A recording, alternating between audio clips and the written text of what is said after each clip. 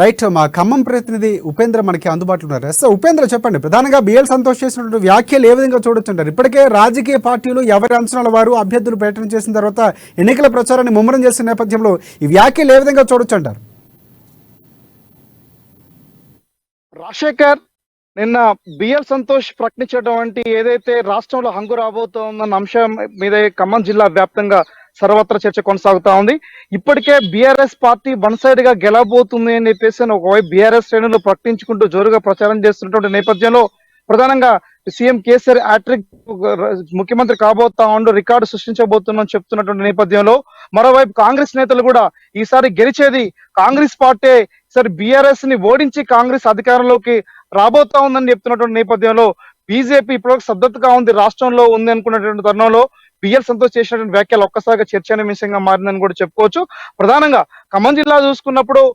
సంతోష్ చెప్పినటువంటి వ్యాఖ్యలకు పూర్తిగా భిన్నంగా ఉందని చెప్పుకోవచ్చు. అంటే ప్రతి కాలంలో ఖమ్మం జిల్లాలో మారుతున్న రాజకీయ సమీకరణలు కావచ్చు, అట్లాగే ప్రస్తుతం బీఆర్ఎస్ యొక్క స్ట్రాంగ్నెస్, కాంగ్రెస్ యొక్క స్ట్రాంగ్నెస్, ఇరు పార్టీలు కూడా డి అంటే డి అంటూ ముందు కొనసాగుతున్న నేపథ్యంలో కాంగ్రెస్ లో చేరినటువంటి పొంగులేటి శ్రీనివాసరెడ్డి, తుమ్మల నాగేశ్వరరావు చేరికతోటి బలం పెంచుకొని ఇప్పటికే నువ్వా నేనా అన్నట్టుగా బీఆర్ఎస్ కాంగ్రెస్ రెండుగా నడుస్తున్న నేపథ్యంలో బీజేపీ అనేటువంటి ప్రస్తావన కూడా ఖమ్మం జిల్లాలో లేకపోవడంతో తెలంగాణ రాష్ట్ర వ్యాప్తంగా ప్రధానంగా బీఆర్ఎస్ కాంగ్రెస్ మధ్య చర్చ పోటీ ఉంటది తప్ప ఎట్టి పరిస్థితుల్లో వేరే పార్టీకి అవకాశం ఉండదని కూడా చెప్తున్నటువంటి నేపథ్యంలో అంటే మొదటి నుంచి కూడా కాంగ్రెస్ పార్టీ నేతలు కావచ్చు, కమ్యూనిస్టులు కూడా కావచ్చు,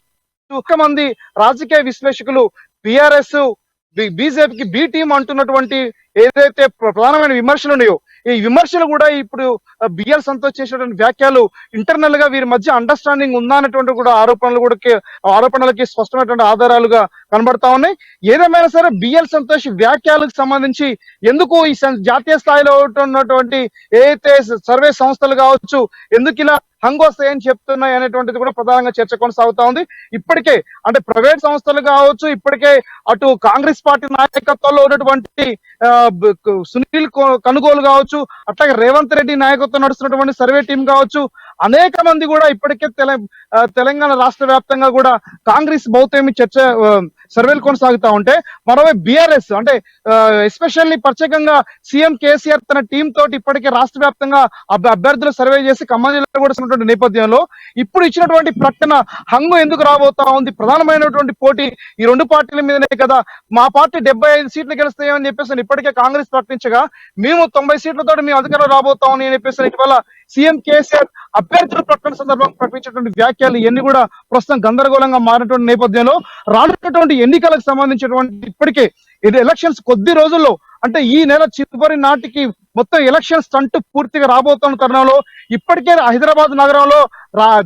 జాతీయ ఎలక్షన్ కమిషన్ పర్యటించేటువంటి నేపథ్యంలో రాష్ట్ర వ్యాప్తంగా ఎన్నికల వేడి ఉంది. ఖమ్మం జిల్లాలో కూడా అదే రకమైనటువంటి వాతావరణం కొనసాగుతున్న నేపథ్యంలో ఇప్పుడు బీజేపీ నాయకుడు ఎవరైతే సంతోష్ చేసినటువంటి వ్యాఖ్యలు ప్రధానంగా చర్చనీయాంశంగా మారుతున్న నేపథ్యంలో రానున్నటువంటి రోజుల్లో తెలంగాణలో హంగు వచ్చే అవకాశం లేదని చెప్పేసి కూడా రాజకీయ విశ్లేషకులు కొట్టిపడేస్తా ఉన్నారు. ప్రధానంగా ఉంటే బీఆర్ఎస్ అధికారంలోకి వస్తుంది లేదా కాంగ్రెస్ అధికారంలోకి వస్తుంది, కానీ హంగు వచ్చే ఛాన్స్ లేదని చెప్పేసి అన్నటువంటిది కూడా ఇప్పటికే రాజకీయ నాయకులు అంచనా వేస్తున్నటువంటి నేపథ్యం కూడా ఖమ్మం జిల్లా వ్యాప్తంగా కనబడతా ఉంది. రాజశేఖర్,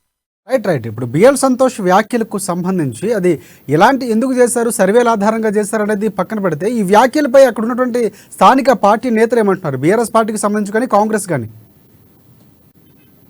అంటే ప్రధానంగా అంటే కేసీఆర్ కు బీఆర్ఎస్ కి మధ్య ఉన్నటువంటి ఇంటర్నల్ ఒప్పందం ఇటీవల కాలంలో నరేంద్ర మోడీ హైదరాబాద్ కు వచ్చినటువంటి సందర్భంలో చేసినటువంటి వ్యాఖ్యలు కావచ్చు, అంటే ప్రధానంగా పాలమూరు బహిరంగ సభ వేదిక సందర్భంగా కేటీఆర్ భౌతవ్యం గురించి తెలంగాణలో ఎటుండబోతా ఉందన్న అంశాన్ని మాట్లాడినటువంటి అంశాలు కావచ్చు, గతంలో అమిత్ షా చేసినటువంటి వ్యాఖ్యలు కావచ్చు, నిన్న జేపీ నడ్డా కూడా మాట్లాడిన వ్యాఖ్యానాలు ఇవన్నీ కూడా బీఆర్ఎస్ పట్ల చాలా అంటే మెతక వైఖరితో ఉన్నటువంటి బీజేపీ వైఖరి చూస్తా ఉంటే రానున్నటువంటి రోజుల్లో అంటే ప్రధానంగా ఎన్డీఏ ఇండియా కూటమి ఉన్నటువంటి ఏదైతే ఈ రెండు టీంల మధ్య ఉన్న ప్రధానమైన పోటీ ఏదైతే ఉందో అంటే ఇంకో థర్డ్ ఫ్రంట్ ఏర్పాటు చేయడం కోసం చేసినటువంటి ఈ కేసీఆర్ యొక్క ప్రయత్నం విఫలం చెందడంతో ఇప్పుడు పూర్తిగా ఎన్డీఏకి బెండవుతున్నాడా అనేటువంటి ఆరోపణలు కూడా రాబోతా ఉన్నాయి. అంటే ప్రధానంగా అటు కవితకు సంబంధించినటువంటి లిక్కర్ స్కామ్ అంశాల్లో కావచ్చు, ఇతర అన్ని అంశాల్లో కాళేశ్వరం సంబంధించిన అవినీతి అంశాల్లో కావచ్చు, కేసీఆర్ బీజేపీ తోటి ఇంటర్నల్ అండర్స్టాండింగ్ వచ్చినటువంటి నేపథ్యం కనబడుతుంది. అంటే దాదాపు 60 సీట్లు బీజేపీ, 60 సీట్లు బీఆర్ఎస్, అటు కాంగ్రెస్ 60 సీట్లు గెలిస్తే అంటే మొత్తంగా ప్రధానమైనటువంటి కీలకమైనటువంటి పార్టీగా బీజేపీ రాబోతా ఉంది. బీజేపీ పాలక వర్గం రాష్ట్రంలో అధికారంలోకి రాబోతా ఉందన్నటువంటి పరోక్షంగా చేసినటువంటి వ్యాఖ్యలు ఏదైతే ఉన్నాయో అవి ఖచ్చితంగా బీజేపీకి బీఆర్ఎస్ కి మధ్య అండర్స్టాండింగ్ ఉండేటువంటి అవకాశం ఉన్నట్లుగా ఇప్పటికే జోరుగా ప్రచారం జరుగుతున్న నేపథ్యంలో ఖచ్చితంగా రానున్నటువంటి రోజుల్లో సింగిల్ డిజిట్ తోనే మేము అధికారంలోకి వస్తామని చెప్పినటువంటి కాంగ్రెస్, అటు బీఆర్ఎస్, ఈ 3 ప్రకటనల మధ్య ప్రజల్లో ప్రధానమైన చర్చ కొనసాగుతున్న నేపథ్యంలో ఎటువైపు రాజకీయాలు దారితీస్తాయి అంటే ఖమ్మం జిల్లా ప్రధానంగా కాంగ్రెస్ కి ఎక్కువ సీట్లు రాబోతా ఉన్నాయి, గెలవబోతా ఉందని చెప్పేసి కూడా ప్రచారం జరుగుతున్నటువంటి నేపథ్యంలో ఇది ఒక ప్రధానమైనటువంటి అంశంగా మారేటువంటి రైట్ ఉపేంద్ర, ఇంకొకటి అంటే ఈ వ్యాఖ్యలు అనేవి కేవలం అటెన్షన్ గ్రాప్ చేయడానికి ప్రజల నుంచి, కొన్ని రాజకీయ పార్టీల నుంచి అని మనం అనుకోవచ్చు అంటారు. ఎందుకంటే ఈ వ్యాఖ్యలు అనేవి కొంతవరకు బీజేపీ పార్టీకి సంబంధించిన క్యాడర్కి ఇబ్బంది కలిగించే అంశంగా కూడా ఉన్నటువంటి వార్తలు వినిపిస్తున్నాయి. ఎందుకంటే వారు దీనిపై క్లారిటీ ఇచ్చే అవకాశం కూడా కొంతవరకు ఇబ్బందికరంగా ఉంటుంది. సో ఈ నేపథ్యంలో ఈ వ్యాఖ్యలు మనం కేవలం అటెన్షన్ గ్రాప్ చేయడానికి అనుకోవచ్చా?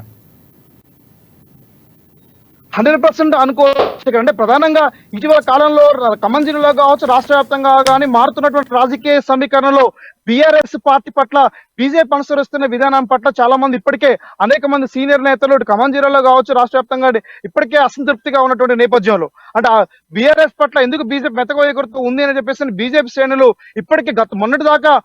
బాణాలు ఎక్కుపెట్టినటువంటి బీజేపీ శ్రేణులు ఈ మధ్య కాలంలో జరుగుతున్న పరిణామాలతోటి బీఆర్ఎస్ తోటి మెతకవేయకూడదు ఉన్న నేపథ్యంలో అటు బీజేపీ శ్రేణులు, బీజేపీ కార్యకర్తలు కూడా అలా ఒక రకమైన చర్చనీయాంశం కొనసాగుతా ఉంది. ఏంటి బీజేపీ ఇట్లా బీజేపీ తోటి బీఆర్ఎస్ అండర్స్టాండింగ్ ఉందనేటువంటి ఆరోపణలు నిజమైనటువంటి కూడా అనేటువంటిది కూడా బీజేపీ వరకు చర్చ కొనసాగుతున్న నేపథ్యంలో ఇట్లాంటి ప్రధానమైనటువంటి ప్రకటనలు అంటే ప్రధానమైన నాయకత్వం, జాతీయ పార్టీగా ఉన్నటువంటి బీజేపీ నాయకత్వం, ప్రధానమైన నాయకులు ప్రకటించిన ప్రకటనలు కూడా ఆ రకమైన స్తబ్దత వాతావరణం ప్రధానంగా బీజేపీ శ్రేణిలో గందరగోళ పరిచే విధంగా ఉన్నట్టుగా కనబడతా ఉంది. మొన్నటి వరకు మేమే అధికారంలోకి రాబోతా ఉన్నామని చెప్పినటువంటి బీజేపీ ప్రధానమైన అగ్రనాయకత్వం ఇప్పుడు బీఆర్ఎస్ తోటి భవిష్యత్తు అండర్స్టాండింగ్ ఉండే అవకాశం ఉన్నట్లు కూడా కనబడుతున్న నేపథ్యంలో అంటే సీనియర్లు కావచ్చు వీళ్ళందరూ కూడా అలిగి ఏదైతే అటు ప్రధానమైన సీనియర్ 2 కూటమిలకు ఏర్పై సపరేట్ గా కుంపటి పెట్టి మీటింగ్లు పెడుతున్నటువంటి నేపథ్యం కావచ్చు, ఇవన్నీ కూడా రానున్నటువంటి రోజుల్లో తెలంగాణ రాష్ట్రంలో బీజేపీకి భవితవ్యం దూరమయ్యే అవకాశం ఉంది. అది బీఆర్ఎస్ తో అండర్స్టాండింగ్ ద్వారానే రానున్నటువంటి రోజుల్లో ముందుకు పోయే అవకాశం ఉన్నట్టుగా ఇప్పటికే జోరుగా ప్రచారం జరుగుతూ ఉన్నటువంటి సందర్భంలో కనబడతా ఉన్నాయి రాజశేఖర్.